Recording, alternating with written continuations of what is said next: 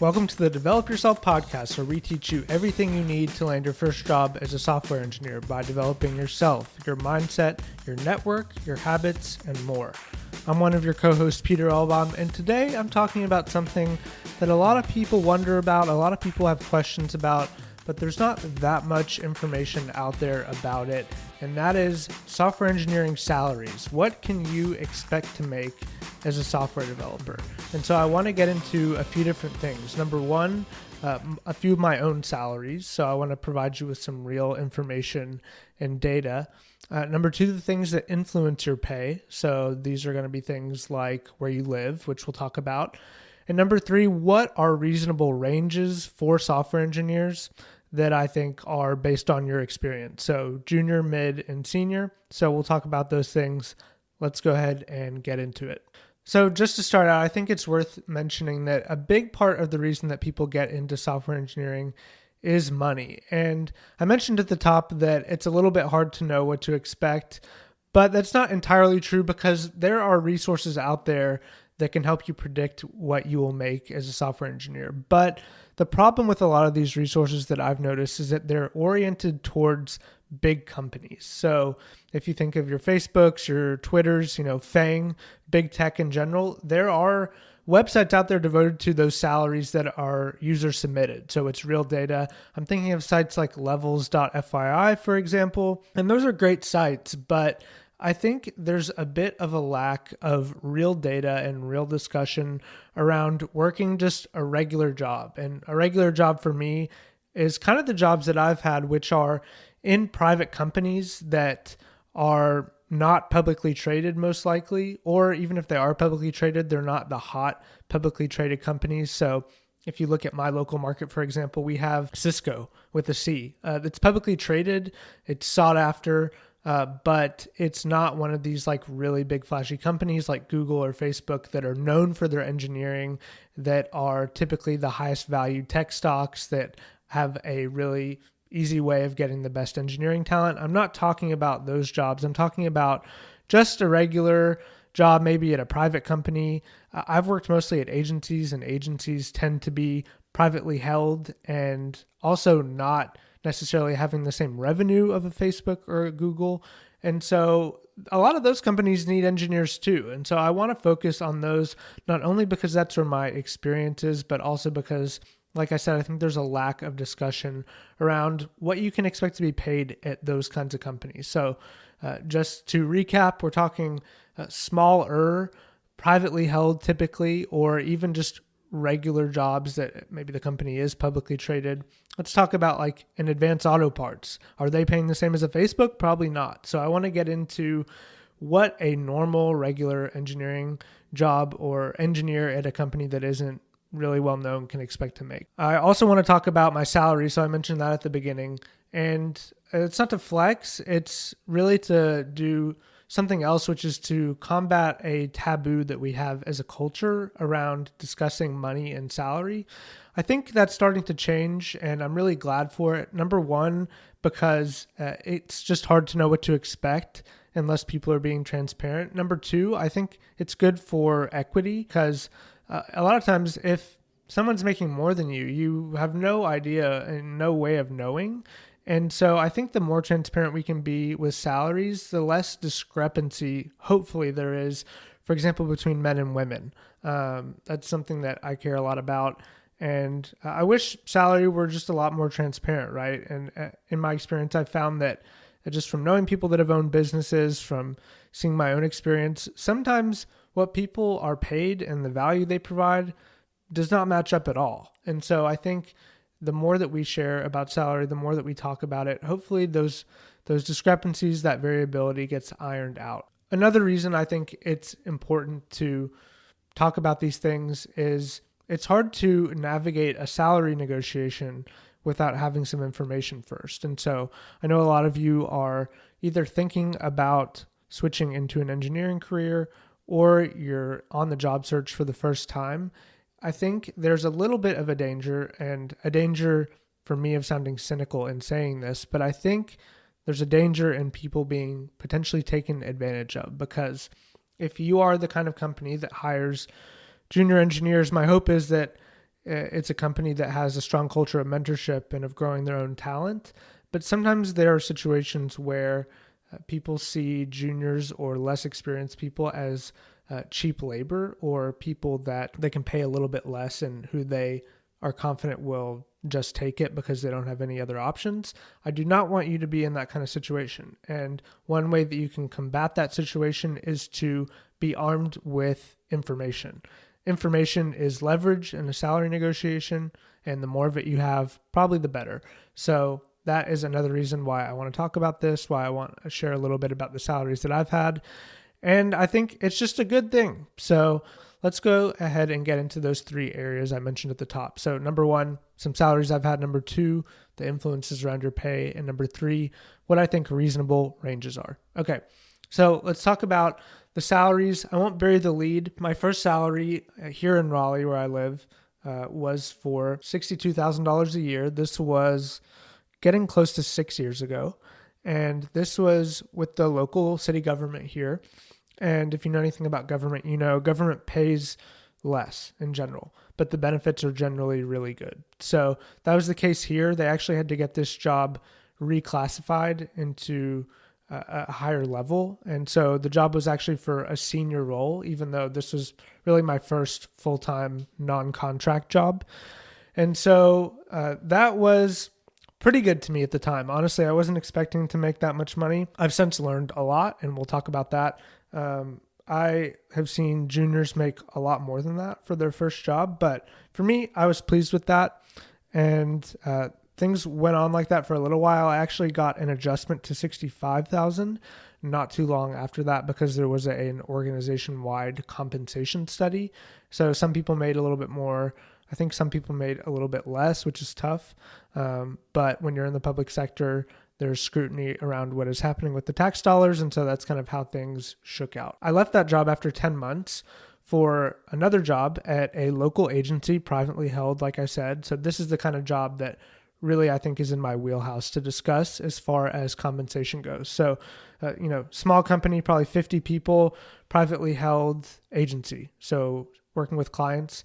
And that job had a starting salary of $74,000. And I stayed at that job for about a year and a half.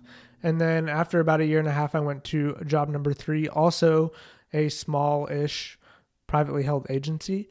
And that starting salary was for $95,000 a year. At this point, I had about 2 years experience. So you can see even just from those numbers that salary increased rapidly. So about 50% on the starting salary in 2 years. So for people that are interested in engineering and are motivated by the money is good. And there's a lot of growth potential. If I'm being transparent, that is part of the reason why I got into engineering. I had a few years out of university where I was not making much money and also didn't have much direction. So that's kind of the other half is engineering skills give you confidence, I think. Aaron has talked about that in past episodes. So that's also another good reason to do this if you're considering. But the money's good. Let's be honest about that. And also something that I haven't really gotten into yet is that it's not like I started those jobs and stayed at that salary. Typically what happens in a job if you're doing well is you get promoted during your time at those jobs, and then you get increases in your compensation accordingly and along with those promotions. So that also happened to me. And that's all to say that I didn't leave those jobs at those salaries. Those are just the starting salaries. I'm not sure that I'm going to share my full compensation progression yet. I've thought about also making a YouTube video about it. But I'm a little bit on the fence just because, it's a little bit, can be a little bit nerve-wracking to just tell the whole world about all the money you've ever made. But I'm thinking about it. And like I said, I think it's important to kind of combat this taboo. So those data points I mentioned are just data points. And so, like I said, the more information that you can collect, the better. So that is just 3 more data points to kind of put in your spreadsheet if you have a spreadsheet, or just to keep in mind. If you are really interested in this piece, you can reach out to us and we can consider doing maybe a more in-depth episode on this, or I can maybe share a bit more information. But anyway, those are the salaries. It's just a bit more of information for you to put in your back pocket. So that's kind of our first topic. Number 2, what influences your pay? So this is pretty important, I think, and has changed a lot since the pandemic. So I still think the biggest things that influence your pay are your local market and your location, unless you are being employed remotely. And even with remote employment, a lot of places I've seen are doing salary adjustments where you essentially are paid based on your local market, regardless of where you live. So it's kind of, I think, a way. This sounds cynical as well, but I think it's a way for, let's say on Facebook, everybody can't make a Silicon Valley salary, right? And so I think it actually does make sense to pay people based on what their local cost of living is. So I still think your location matters a lot. Your local market matters a lot, but I think it matters less than it did. It matters a lot if you are trying to get a job locally, or if you're trying to use your network. So like I said, I live in Raleigh, and I think I have a pretty decent local network because I've worked at local companies and know people. And I still think that's really powerful. Getting a job is hard, and it's made a lot easier if you have people that you know well that work at companies that you like. And so getting a job, of course, influences your pay in general. And so if you can't get a job, then you don't have pay to discuss anyway. So I think that's why the local location and your local market has a big influence on your pay. It still does. Of course, there are other things like experience, your specialization, how good of a negotiator you are. But I think those are the biggest influences still at this point. Like I said, that's changing because of remote work. So you can kind of take it with a grain of salt, but I still think it's worth living and working in an area that has a strong tech market. So for example, I live, like I said, in Raleigh. We have a great tech market, and it's not something I would give up lightly. So let's say I had the opportunity to move into the middle of nowhere. I still think it's kind of a good fallback is the way I think of it. So I consider myself a remote employee at this point, first and foremost, and really would be hard pressed to consider a job where I was required to be in the office every day. But if it came down to it, it would be nice to have a strong local market I could look at if I really needed to get a job and couldn't afford to hold out based on remote or not remote anymore. That local market's going to be clutch. So that's something to consider for those of you. And, some of us may not live near a good tech market, and that's okay. I think remote work and the rise of remote work has made that matter less. So I wouldn't be terribly concerned about that. But it's just something to keep in mind. And like I said, it's a big influence on your pay. Let's talk about our third point, which is what are ranges that you can expect to make given your experience level. So a few things to note. Like I mentioned at the top, I'm not a big tech expert. These are regular, privately held companies, let's say under 2,000 people. And, there's tons of these out there. So, we love to look at the Googles and the Facebooks and look at all their free lunches and their cool offices and all this stuff. But there's a proliferation of companies that need engineering talent. And maybe the product isn't the most sexy thing ever, or maybe you've never even heard of the company before. But I contend that the majority of jobs out there are for these kind of companies. So I think they're worth considering. What are the ranges though? Based on your experience, what's reasonable? What can you expect to make? So again, this is largely based on my local market because that's where most of my jobs have been, and I've been paid based on my location. But I would say if I were counseling somebody to, let's say, a junior, and they're in my area or similar markets, I would say don't take anything under 60,000. So if you remember back, I mentioned that my first salary was for 62,000. This is 6 years ago. And I don't want to get on the whole bandwagon hype train about inflation, but it is a reality. And if inflation is as much of a reality as we're discussing currently, kind of in the news, in the zeitgeist, you would expect that to influence salaries because cost of living is going up, right? The cost of buying goods is going up. So I would expect that starting salary to be higher. So just because I mentioned my starting salary was for 62, really it probably should be a little bit higher. And so I basically would tell somebody don't consider anything under 60, but more likely I would be kind of shooting for the 70, 75 range. So all that said, I think a reasonable range for a junior engineer is between 60 and 80. So that's a broad range for you. I think a mid-level engineer, again, in my market at a regular company that probably doesn't have a ton of excess revenue, would be 80 to 100. And I'll stop here because I made a YouTube video about this same topic, and someone commented and said, yeah, for mid-level, I would expect like 120. And that is possible. I'm just saying these are ranges based on my experiences, based on the companies I've been in, and kind of based on what I've seen. But I think it would be potentially possible for a mid-level engineer to make 120.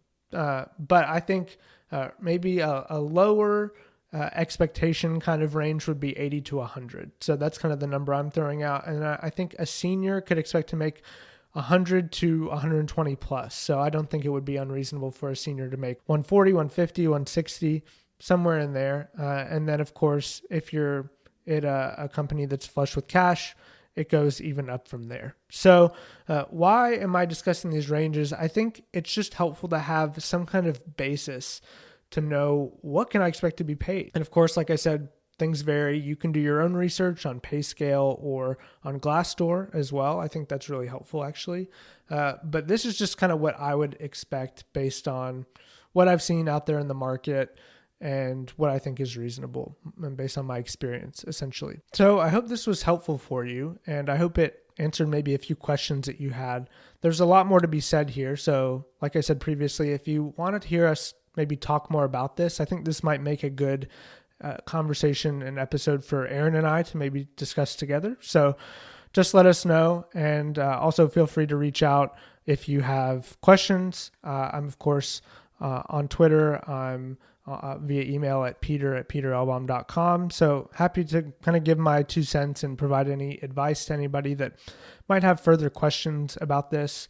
And I think it's a super important topic. Love talking about it. So happy to share any wisdom I might have with you. That's all for today. I want to give a few of our shameless plugs. Parsity is at parsity.io, and we have a new cohort kicking off on October 17th. I think we're getting close to full. So if you're thinking about pulling the trigger, I'd say go ahead and apply and pay your deposit so you can be sure to grab your place in the new cohort. My YouTube channel is at youtube.com/peterelbaum. And I have a new course out. I mentioned this last time, but I have a new course called Junior to Senior, and that's on Udemy. The listeners of this podcast can pick that up for free. So look in the show notes for a link, and I'll put that link in there so you can grab that. Leave a review if you like it. That really helps, and appreciate you guys considering taking a look at that. Last but not least, Dev30 is at dev30.xyz. That is our free cohort-based JavaScript course. So be sure to check that out as well. Hope you guys are doing great. Thanks so much for listening along, and we'll see you in the next one.